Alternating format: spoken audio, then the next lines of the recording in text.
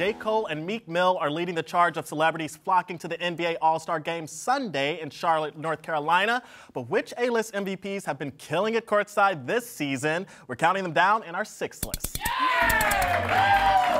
Let the games begin. Number 6 on this list of stars who are winning courtside, Kendall Jenner.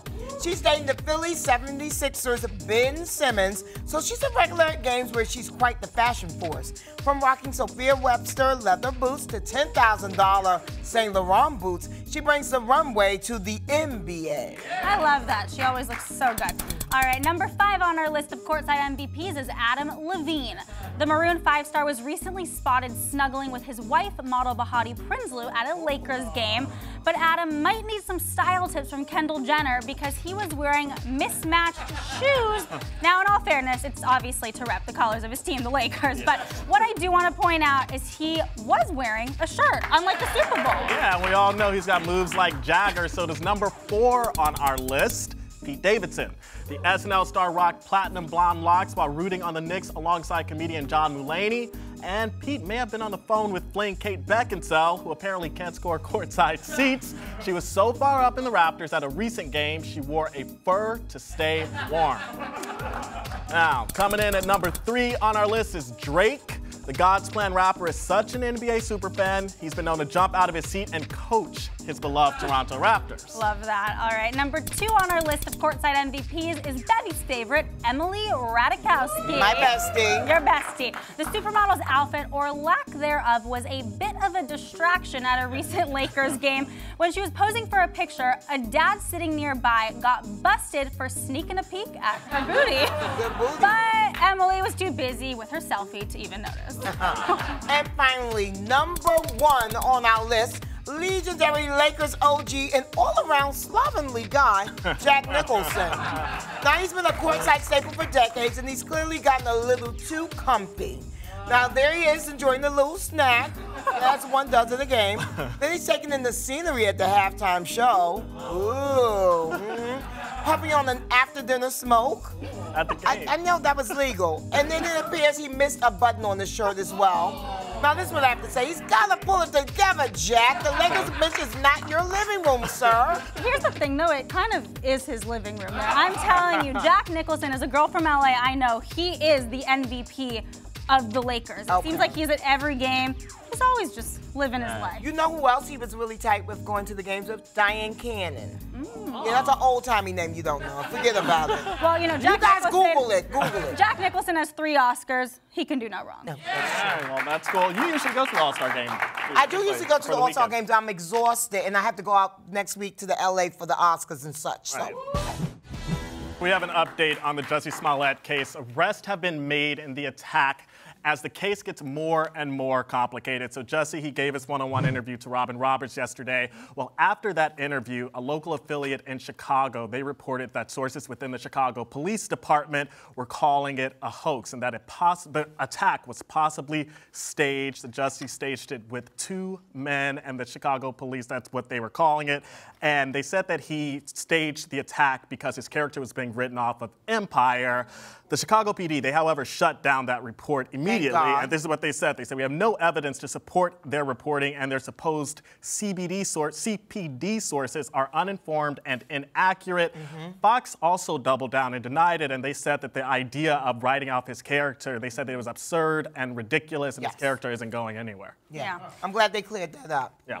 Well, you know, there was an arrest made, as you mentioned, Carlos. So 2 Nigerian brothers, they were arrested for battery today, just a few hours ago. And they were actually extras on Empire, which means that they were on the set with Jussie before. They also worked out at the same gym as Jussie in Chicago. So we're definitely getting more details here.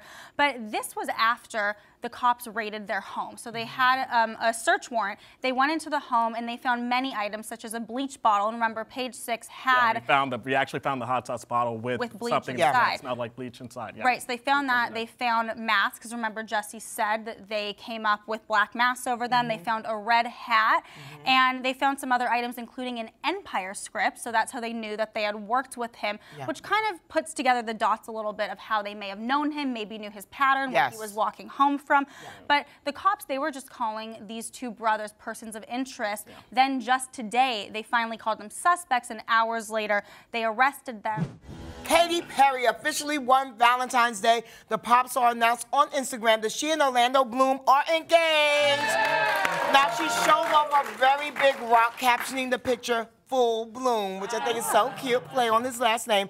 Now, Katy's mom, Mary, shared the news on Facebook, as moms often do, Yeah, that's right? very mom move, right? And shared images of what appears to be an engagement party, which we were not cordially invited to. But did you have any sources of spies here, Carlos? I'm sure we will. We're still reporting on this Your story. phone We'll will be having them start all buzzing. over. Yeah. You know, I love. Still early. I love that the engagement ring is a flower, because I feel like that's also a play on his last name, Bloom, right? Yes. I mean, who knows? I'm just She's thinking. so clever. But you know, we were talking about it on the show yesterday about engagements on Valentine's Day, and I was hoping for a certain celebrity couple to get engaged. They didn't, but now we got one. But you think Valentine's Day is I think it's a little trite. Now, I'm not being a hater, but I just, man. You think it's a little like too cliche to get engaged on Valentine's Well, Day? she goes and drinks champagne on Valentine's Day, but you don't think that's cliche? An entire bottle and a half last night. Okay. But anyway, Orlando Bloom proposing must have been very exhausting, because Katy Perry shared this sweet picture of him fast asleep,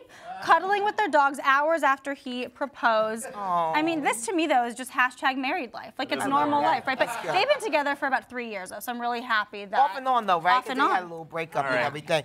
But, you know, we knew that Katy was going to marry this guy because we saw him on that paddleboard in the Buff. Let's start with the Jeff Bezos breakup. The Amazon billionaire has dumped the city of New York, and I, for one, am not bummed out about it at all. But his love for his mistress, Lauren Sanchez, is going strong. Now, Los, you have sources very close to the richest man on earth. Yes, so Bez-Chez, that's our name for them. Bez-Chez, that's your ship name? So they're going strong. So you remember we were talking about how they hadn't seen each other for over a month. So a lot of people were speculating that they had broken up and they were headed towards Splitsville. Well, we've gotten to the bottom of it, and sources told us that they are still together, and they also told us that this scandal is in fact even making them stronger. Lauren, she was actually spotted in LA earlier this week, but they did spend time apart because they wanted to focus on their kids.